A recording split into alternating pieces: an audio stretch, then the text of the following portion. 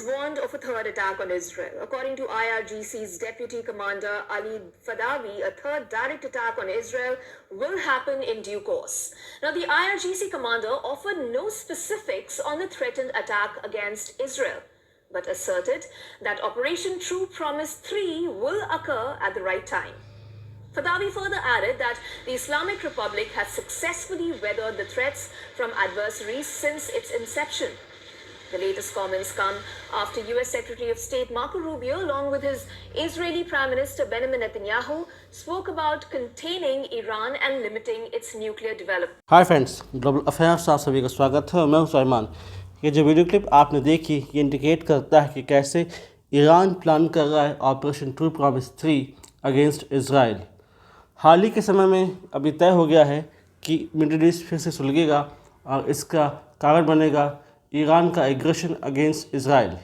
बीच में जब हमास और इजराइल के बीच सीज़फायर एग्रीमेंट हो गया तब ऐसा लगा कि यहाँ पर जो हीट है वो टोन डाउन हो जाएगी, लेकिन ईरान अपने वार एफर्ट्स को इंटेंसिफाई कर रहा है और अपने वार प्रिपरेशन को वार फुटिंग की स्पीड से ऊपर लेके जा रहा है।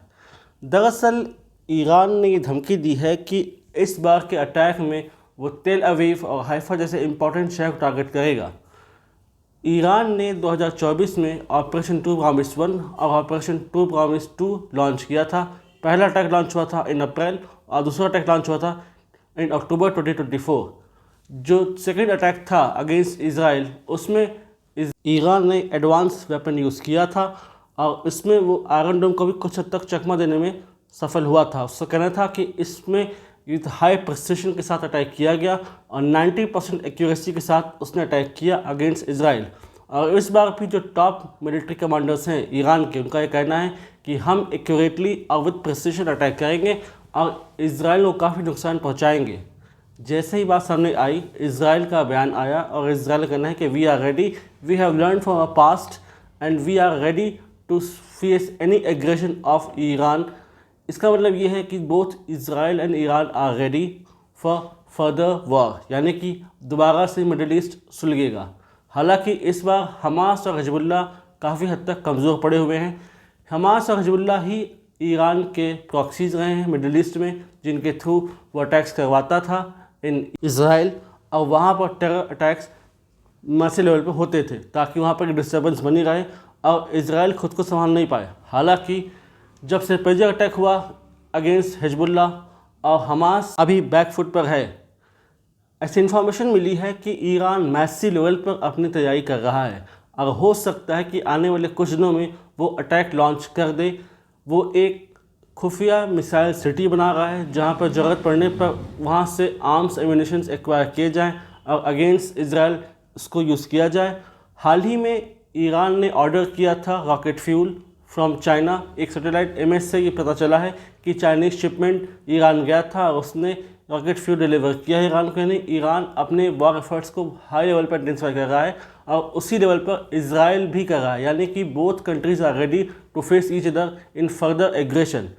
जैसे कि पास्ट रिकॉर्ड रहा है कि in most of war efforts Israel upper edge में रहा है, तो हो सकता है कि इस बार भी इजराइल अपर एज में रहे।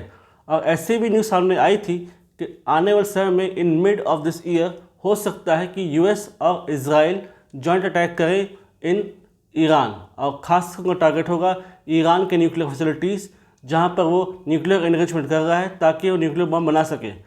ये न्यूज़ आने के बाद ईरान ने धमकी दी थी यदि उनके न्यूक्लियर फैसिलिटीज़ पर हमला किया गया तो ये ऑल आउट वार बना जाएगा और उसको वार को फुल स्केल पर ले जाया जाएगा जिसमें बोथ इजराइल और यूएस को नुकसान होगा।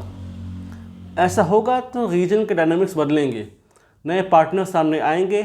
आप जानते हैं कि सऊदी अरब की और ईरान की दुश्मनी है, खटपट है। वहीं सऊदी अरब यूएस का पार्टनर है, तो हो सकता है कि सऊदी अरब और ईरान के बीच हम कोई टसल देखें।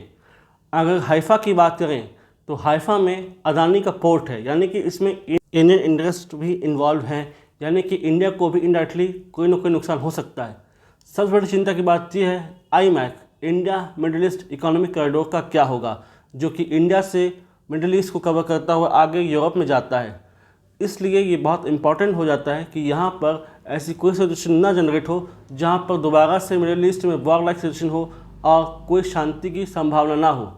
सबसे बड़ी समस्या तब होगी जब ईरान को लेकर पर्सपेक्टिव की बात की जाएगी।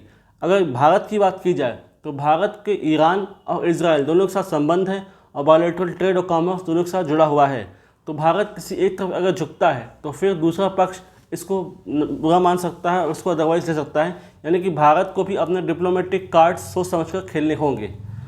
अब अगर वाकई फुल फ्लेज वार हुआ और अगर वाकई जॉइंट अटैक में ईरान के न्यूक्लियर फैसिलिटीज़ पर अटैक हुआ तो हो सकता है कि ईरान अपने फुल फ्लेज मैनर में अटैक करे और इजराइल को ज़्यादा से ज़्यादा नुकसान पहुंचाने की कोशिश करे। अभी हाल ही में एक टेरर अटैक हुआ है इन इजराइल, जहाँ पर 3 बसेस एक्सप्लोड हुई हैं, जिसमें इजराइल का ये कहना है कि यहाँ पर टेरर अटैक किया गया है, यानी कि दोबारा से जो टेरर एलिमेंट्स हैं वो मिडिल ईस्ट में एक्टिव हो रहे हैं।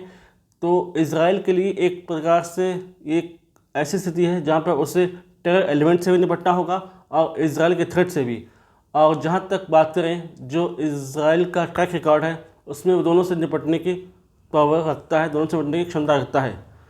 इससे रिलेटेड इन्फॉर्मेशन अगर आती है तो I will make a separate discard, but one thing is sure that Middle East is again boiling and it will have negative impact on the region. ये रीजन के ट्रेड और कॉमर्स और prosperity के लिए बहुत बड़ा खतरा है और लगभग उसे खा ही जाएगा। आशा करते हैं कि ऐसा कुछ ना हो, और अगर हो तो लीस्ट से लीस्ट इसका इम्पैक्ट हो। इससे रिलेटेड इन्फॉर्मेशन अगर आती है आई will make a separate video in this regard. Do like, comment, share, subscribe the video and widely spread the video for the knowledge of people. अगर आप हमसे जुड़ना चाहते हैं तो आप इंस्टाग्राम और टेलीग्राम के थ्रू से जुड़ सकते हैं। The link is given there in description. Thank you. जय हिंद, जय भारत।